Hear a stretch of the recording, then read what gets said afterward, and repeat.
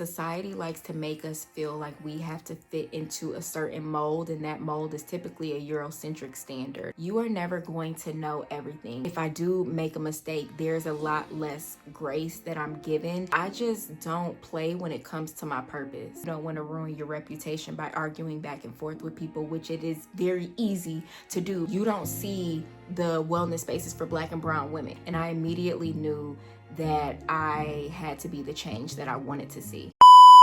Hi everyone, welcome back to my channel. If you're new here, my name is Ramoni. I've been doing yoga for about 8 or 9 years, but I've been teaching for the past 3 years. I never had hopes on becoming a yoga instructor. If you are new here, then you don't know, but I am actually a personal trainer. Well, I was a personal trainer. I was very happy with what I was doing. I would do yoga in my free time, and I would train my clients, and I would go on about my day. And when people would see me do yoga, they would always tell me that I need to be a yoga instructor, but I never had that pull to be a yoga instructor. I just didn't want to do it. I knew that the emotional release and just all that I was feeling in my yoga classes, I knew that that could be really heavy, and I honestly just did not want to help facilitate anybody else through that. I was still working through just so many things in life, especially in my early 20s.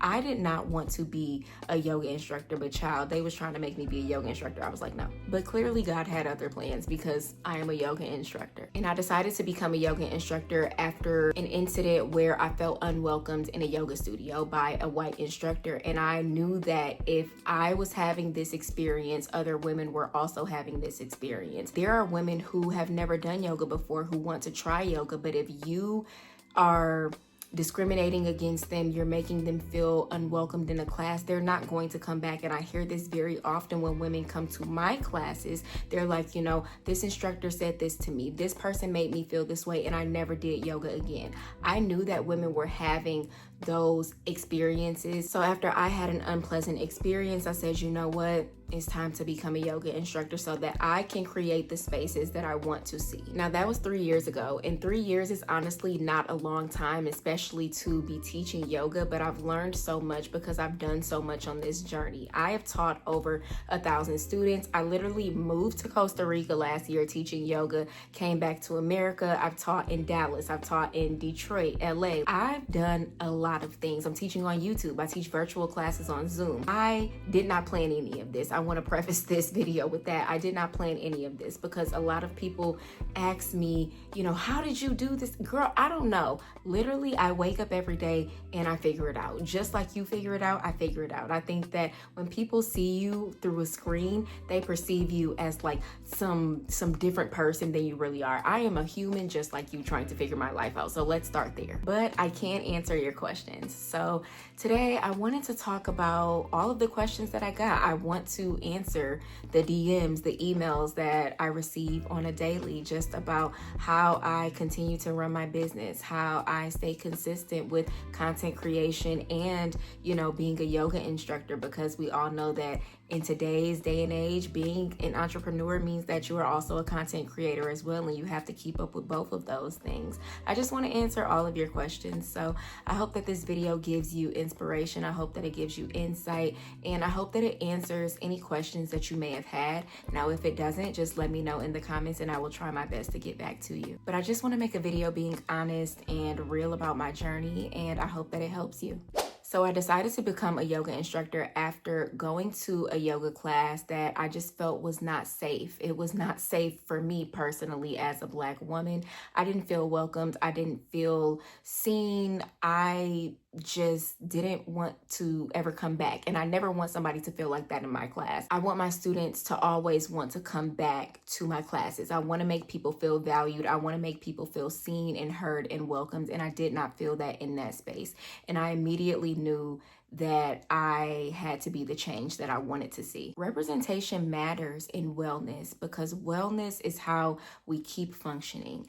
And if we are not allowed spaces to feel well, we cannot show up as our best selves in our everyday lives. So if Black and brown women do not have safe spaces, by the way, I don't know if I said I created my yoga business for Black and brown women. Child, I really don't know where this video is going. I tried to record this 5 times. This is like my 5th take. I'm kind of over it. But if I didn't say it before, I created a yoga business just catering to Black and brown women so that we can have safe spaces. So as I was saying, if we don't have safe wellness spaces, we can't show up as our best selves for our family or our friends or our coworkers. We can't be who we need to be if we are not well inside. So I wanted to create spaces so we can be well inside. I'm always asked, how do I stay consistent?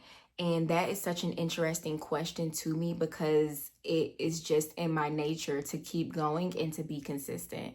If you don't know, I'm from Detroit. Detroit is a very hustling city. Like, it's very hustle and bustle. We're always doing something. We're always following our dreams. Once I have my mind set on something, there's not too many things that can stop me. There's actually nothing that can stop me. Once I realized that I wanted to create safe spaces for Black and brown women, there was not anything that anybody could do to stop me from doing that. And so when people ask me how I stay consistent, I don't have any other choice. It's either stay consistent or you don't see the wellness spaces for Black and brown women. You will continue to see Black and brown women have negative experiences in these yoga classes, in these Pilates classes, and in these other wellness classes if you do not do what you're supposed to do. A lot of times people give themselves too many options. It's either option A or it's option A with me. Like, I don't do like, oh, like I might do this, I might not. No, when I said I wanted to create safe spaces for Black and brown women, that is exactly what I meant. So there is no other option. Also, this is my full-time job. So I used to be a personal trainer. I had to put personal training on the back burner because yoga became so much of my life. So this is not even about me being motivated to be consistent, because many times I'm not motivated. I don't think that you're motivated to go to your 9 to 5 every day, but you know that you have to go because you know you got shit to do. That's kind of where I'm at. Like, I know that I have a mission. I know that a lot of people look to me for wellness, for yoga classes, and I know that I also am living in this economy and I have to work. So that is how I stay consistent. I may not feel like recording a YouTube yoga video, but I know that somebody wants to do yoga tomorrow and they done seen all my other videos, so I have to make another video for them. I may not feel like waking up early on a Saturday morning to go teach class, but I know that there are people who count on that Saturday morning class as their morning routine, so I get up and I go work. And I know that there are other Black women who want to be yoga instructors, but they just haven't seen themselves represented in wellness, and I know that I need to show up so that they can see me, so that they can also start creating other spaces for us. You got to stop giving yourself so many outs and so many options. When people are like close to me, the people who are close to me who see me work, they're like, you know, you are so diligent, you are so consistent, because I just don't play when it comes to my purpose. I'm pretty sure if you know me through yoga, I seem like, oh, love and light. I'm about business. Once I say that I'm going to do something, I'm going to do it. I'm not going to mess up my name or my reputation by giving myself so many outs and so many options. Oh, I don't feel like doing it, I'm not going to be consistent. No. Now, I'm not going to say that it is super easy to stay consistent, because there are a lot of factors that come into play when you do content creation and you do yoga at the same time and you mix them both together. Right now, it is like August 29th. I will say since June 19th, which is maybe like 2 months, June, July, August. Okay, which is like 3 months, which is less than 90 days. Girl, I don't know. Let's say it's 3 months. In the past 3 months, I've gained over 100,000 followers on all platforms. Between YouTube, Instagram, and TikTok, it's been over 100K. Some days it's more than I can even count. The week of June 19th, in like 7 days, or even like that weekend, I know I'm everywhere, but even like that weekend, I had gained like 50,000 followers on Instagram alone. And that was wonderful because I got to impact a lot of new people, but that was also hard because I got to impact a lot of new people. I think that people see followers and they see social media and they think that you are just this high and mighty person, but you have to think about it like as if it were you. If you just got like 100,000 new people watching you, that can be scary. It can be scary to allow yourself to be perceived. It can be scary because people start requesting things of you. People start becoming attached to your likeness. Like, you know, people see you as this yoga person and they think that you're this person all the time. They want your advice on things. I'm like, girl, I don't know. You know, it seems fun to blow up, but it can also be a little challenging. I hope that I'm articulating this correctly, but I think that overall, I think sometimes people just stop seeing you as human. So people start seeing you as a brand rather than as a living human person, and sometimes they can stop having grace for you. When I did get a lot of these followers and a lot of people started signing up for virtual classes, you know, I do everything manually when it comes to virtual classes, like sending out the link, adding people to the Google Calendar and things like that. So if I do make a mistake, there's a lot less grace that I'm given now that people have put me on this large scale or pedestal in their mind, if that makes sense. Like one time, I don't know why, but Zoom sent out an email saying that my class was canceled, but the class was not canceled. Now, most people still showed up because they realized like it was just a glitch in the system. And then some people even reached out to ask like, hey, is class canceled? And my assistant was able to tell them, no, class is not canceled. But there was one woman who I guess just read the email and just went on about her day. And then she went on the website and put a negative review just about how, you know, class was canceled and she didn't get a refund, just a lot of things. And, you know, we responded back like, hey, that was a glitch in the system, but we would love to give you, you know, a free class. She wasn't trying to hear it. She, you know, said that basically, in so many words in our emails, that I needed to manage things better. You just have to take that because the customer is always right. Even when the customer is not right, you don't want to ruin your reputation by arguing back and forth with people, which it is very easy to do because like I said, you are a human being and sometimes you just want to be like, girl, like it was an accident, but you can't do that. You just have to be ready for the highs and the lows of what visibility brings if that is something that you are setting out to do. If you're setting out to be visible, you need to realize that it is going to come with hardships. That's not to scare you, but that is to prepare you so that